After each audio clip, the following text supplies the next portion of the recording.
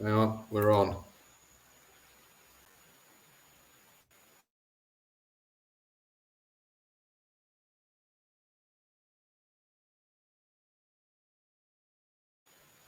Hello, everybody. It is Grand National Eve. We're having a few technical hitches in our new studio, but we're up and running now. It is HHV the Judge. Judge, how are you doing on the verge, on the eve of the Grand National? One of the great days racing. Something to look forward to, isn't it? Certainly some good racing there today. Just frustrating with the going, mate. Other than that, we'll talk about that later on. But no, I'm looking forward to the racing tomorrow for sure. Yeah, it's going to be fantastic. Well, we are going to preview the 335. It is the Grade 1 JRL Group Liverpool Hurdle. It's over 3 miles, 149 yards. 10 starters go to post. It's a Class 1. It's a huge race, one of the chief supporting races. I'll just whiz through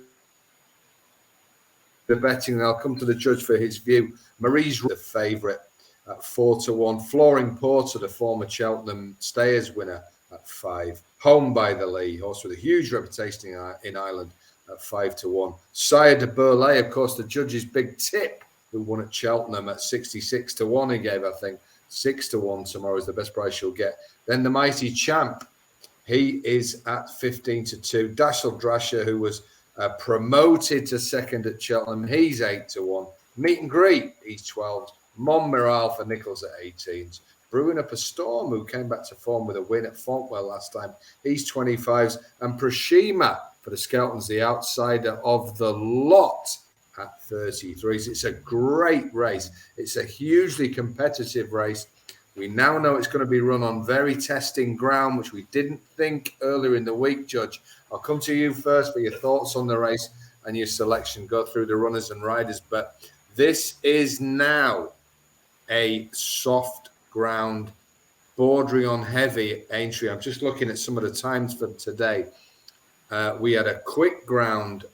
Times-wise, yesterday, there were very, very speedy races. There were horses quickening up the run-in to win. This festival's turned on its head with this weather now, Judge. Has this changed your initial thoughts of this 335? It has, but it hasn't. So, I mean, look, I studied the race a bit like yesterday, studied on the basis it was good to soft. But I have got provisos down on the going, and it is very frustrating when they've watered. I don't actually blame the course. I mean, just relentless poor weather forecasting. It's just forever. Every single festival that you're punting at, whether it's the summer or the winter, there seems to be rain coming in, and they can never get it right. It's really, it's harder to predict the weather than it is to try to find the winners, mate. Really, isn't it? It's But I don't want to keep on about it. But it is very difficult when you spend so much time looking, and then you've done the basis because it's a huge thing, the going, isn't it? There's certain horses you wouldn't be interested in. So I'm going to go through the card here. Through the card would be nice. But I wasn't too keen on the fact. Get it in either, Judge. I'm going to go through the card. I'm confident. But wowza. Yeah. I didn't like Marie's Rock. I thought I know it's a slowly run race, the mare's race at Cheltenham, but I didn't think she showed a lot of sparkle there. And bearing in mind, Epatante run a similar kind of race there, and she didn't show anything again at Aintree. I'm not too keen on her, especially being favourite. Flooring Porter, we'll come to in a minute, is my selection. I'll tell you why in a minute. Home by the Lee, I do like. I think it's got a very good chance. Made a mistake in the Stayers hurdle, which certainly cost it any chance throughout the race. Ran well. Just think he should be a little bit bigger in the market. I love Sire de Burlay, but I love Sire de Burlay when he's 25-1 or bigger. I mean, I can't have him at 6s. I love the odds, but he's not a 6-1 chance. As what normally happens is recency bias always seems to take shape, doesn't it, with the market. Champ has an excellent chance, in my opinion. He would be my second one in. Dashel Drasher, we're going to come to the race in a minute, but Dashel Drasher is going to be taking Flooring Porter on like he did at Aintree, so you're going to have to want to stay in this race. I do think he's got his work cut out. I do like the old boys here because they're the ones that stay and they're going to like the going. So for me, and I can't really have any of the outsiders. I know Brewing Up a Storm improved last time and it won the race that my company sponsored there the National Spirit race at Fontwell. But Never for heard me, of nor have I. The outside four for me all seem, I would say, a grade 2 at best. So I don't like any of the outsiders. So come to my selection. I like Flooring Porter here. I think there was a little bit of a problem whether they were going to get it to Cheltenham on time. If you remember all the previews, is he going to get there? And I wonder if he was slightly undercooked for that race. He did run well. He got taken on for the lead by Dashel Drasher, which he will tomorrow. Interesting, but Dashel Drasher put cheek pieces on first time for also kick finding. That's a bit harsh, isn't it? So I just think he won't get left on alone in the lead. But this horse, if you look at the prices, this particular horse was it was 9-2.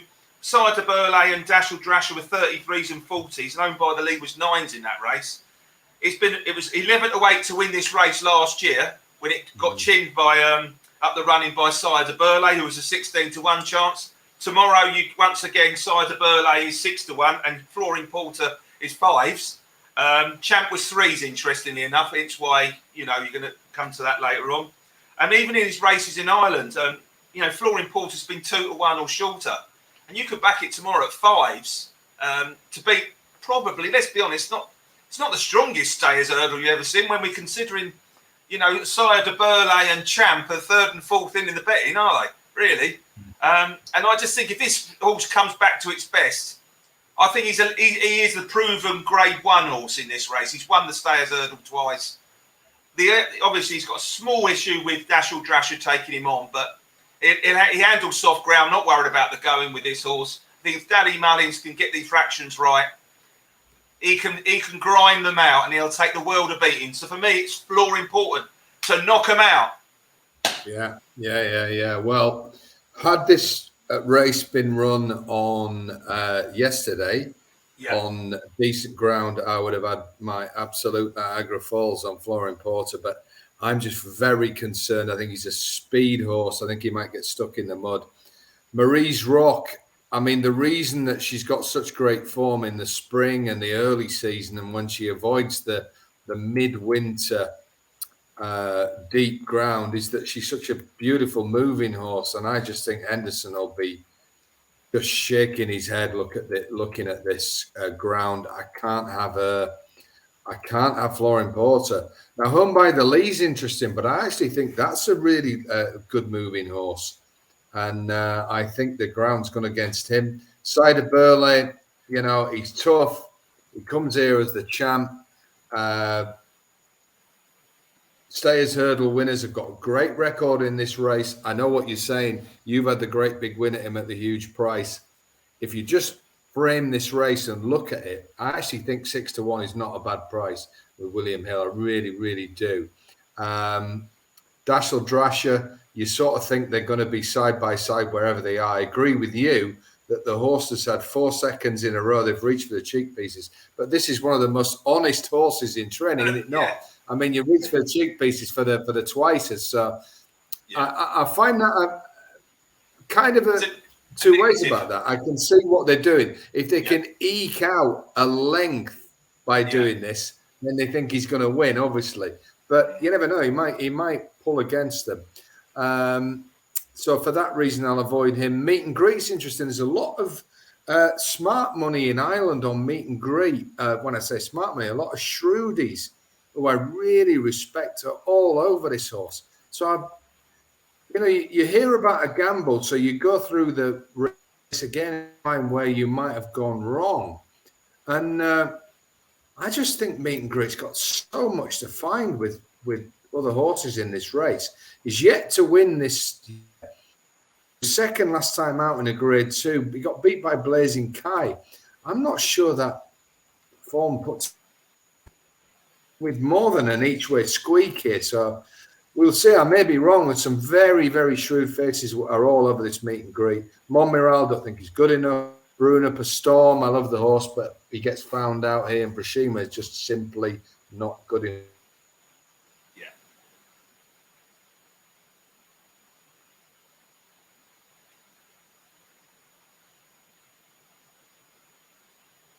He went off 7-4 fave. He got beat by Paisley Park. It was a great race. he's just the